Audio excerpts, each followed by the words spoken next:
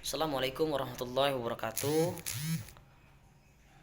Alhamdulillah rabbil alamin wa bihi nasta'in wa ala umuri dunya waddin. Wassalatu wassalamu ala asrafil anbiya'i wal mursalin wa ala alihi wa ashabihi la nabiyya wa la rasulahu ba'da amma ba'd. Terima kasih kepada dosen pengampu yang terhormat, kepada dosen pengampu mata kuliah Hukum Perdata Pak Herpin Yoki Pradikta MH.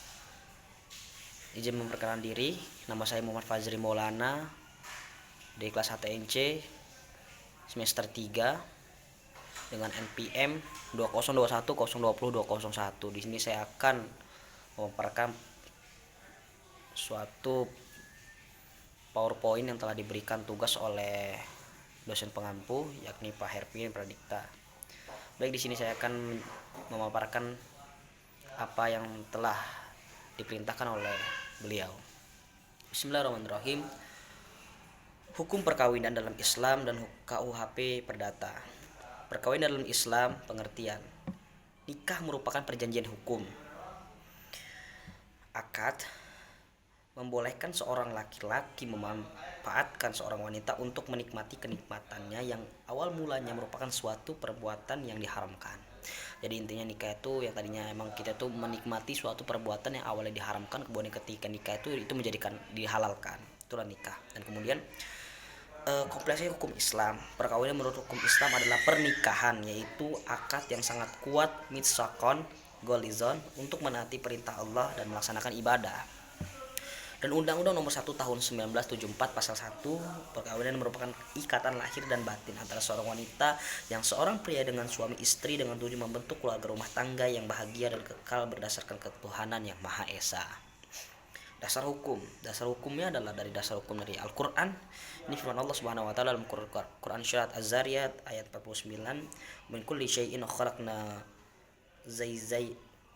zawjaini la'allakum tadhakkarun." Dan segala sesuatu yang kami ciptakan berpasang-pasang supaya kamu mengingat kebesaran Allah Subhanahu wa taala. Dan sabda Rasulullah sallallahu alaihi wasallam bersabda, An Abdullah bin Mas'ud radhiyallahu anhu qala Rasulullah sallallahu alaihi wasallam, ya ma'syaral syabab man istata'a minkum lil ba'ah falyatajawwaj fa innahu aghaddu lil basar wa ahsan lil farji wa man lam yastati fa 'alaihi bisawm fa innahu lahu wija.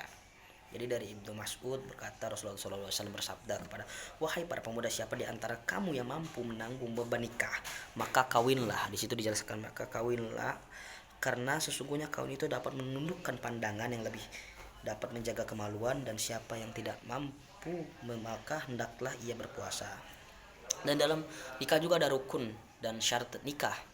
Rukun nikah satu mempelai laki-laki, dua mempelai perempuan, wali, dua orang saksi laki-laki dan ijab kabul, itu rukun nikah. Dan kemudian ada syaratnya. Syarat nikah itu tidak ada hubungan mahram dari calon istri. Jadi intinya tidak ada rukun mahram. Mahram itu artinya itu ini apa sih yang dilarang untuk dinikahi, seperti contohnya saudara. Nah itu mahram. Nah harim itu artinya yang bisa dinikahi. Tapi kalau mahram itu nggak boleh, muhrim ya nggak boleh. Kayak contohnya muhrim kita siapa? Ibu kita yang nggak boleh kita nikahi itu. Dan kemudian ada kemauan sendiri, merdeka, jelas identitasnya tidak sedang menjalankan ihram. Syarat-syarat mempelai perempuan, tidak ada halangan syar'i, tidak bersatu suami istri yang sah, masih sah, tidak ada hubungan mahram, tidak dalam keadaan iddah, kemauan sendiri, jelas identitasnya tidak dengan menjalankan ihram. Syarat-syarat wali, jadi wali itu ada syarat-syaratnya ya. Syarat-syarat wali itu ada abanin atau rijal atau laki-laki, balik, sehat akal, tidak dipaksa, ali tidak sedang ibadah ihram. Jadi kalau misalnya ada yang bertanya apakah wali itu boleh perempuan, tidak lah, karena di sini syaratnya asyartun, syarat itu adalah laki, rijal. Dan kemudian ada syarat-syarat saksi itu ya harus rijal juga. Yang pertama adalah laki-laki, yang kedua ada yaitu balik, sehat akalnya, adil, mendengar dan melihat, tidak dipaksa, tidak sedang ibadah ihram, paham bahasa yang digunakan untuk ijab dan qabul. Syarat ijab dan qabul, ijab itu dilakukan oleh wali atau mewakilkannya, sedang kabul dilakukan oleh mempelai laki-laki atau mewakilkannya dengan syarat ketat. Keduanya harus mumayyiz. Dan dua, dilangsungkan dalam satu majelis. Kemudian antara ijab dan kabul itu boleh diselingi dengan perbuatan atau kalimat yang dapat memisahkan antara ijab dan kabul. Dan ketiga, keduanya tidak boleh mengkontradiksi.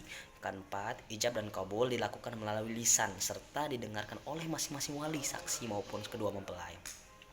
Perkawinan dalam hukum KUHP Perdata. Jadi di sini jelaskan hukum perkawinan diatur dalam KUHP Perdata berdasarkan monogami dan berlaku mutlak. Artinya setiap suami yang hanya diperbolehkan mempunyai istri saja, begitu pula sebaliknya.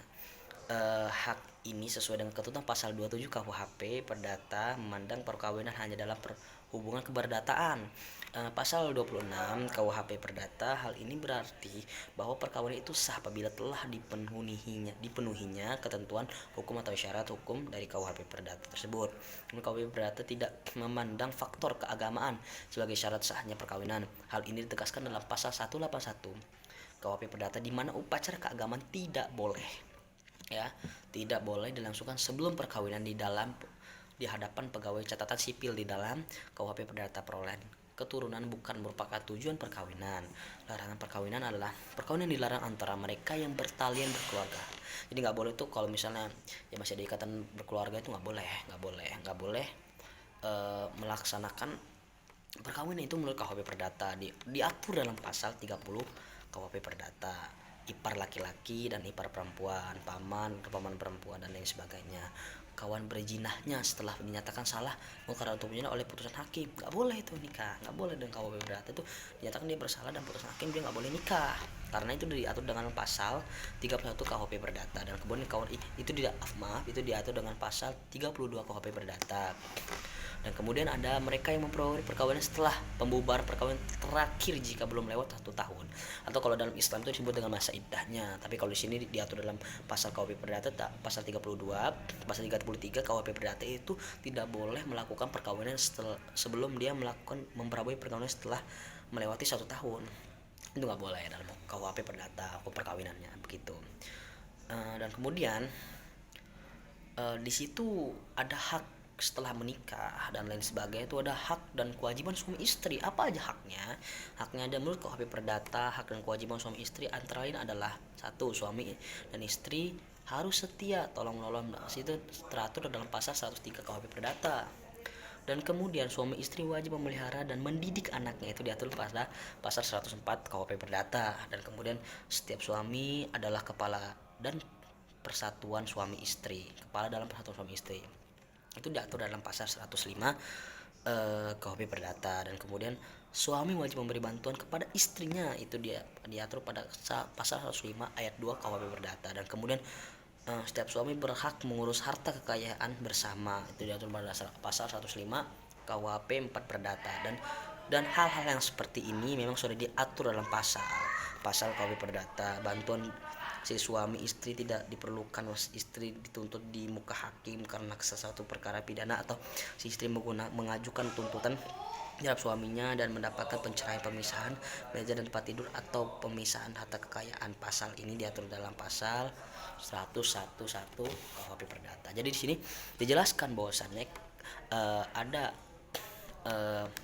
perkawinan, hukum perkawinan menurut syariat Islam, dan kemudian ada hukum perkawinan menurut KUHP Perdata atau KUHP itu Perdata. Nah, di situ dijelaskan semua, diatur semua dalam pasal-pasal di situ bagaimana cara menikah, tata cara menikah, ketika tata cara sudah menikah itu dia sudah dalam pasal-pasal tersebut gitu. Baiklah, mungkin sekian dan terima kasih. Terima kasih atas perhatian dan partisipasinya. Apabila ada kesalahan dalam berkata atau ada kesalahan dalam mengucap, maka di situ datang dari saya. Apabila ada lebihnya, itu datangnya dari Allah Subhanahu wa taala. Ila liqa billahi taufiq wal hidayah wa ridha wal inayah fa idza khata'an minni atlubu afwa minkum. Assalamualaikum warahmatullahi wabarakatuh.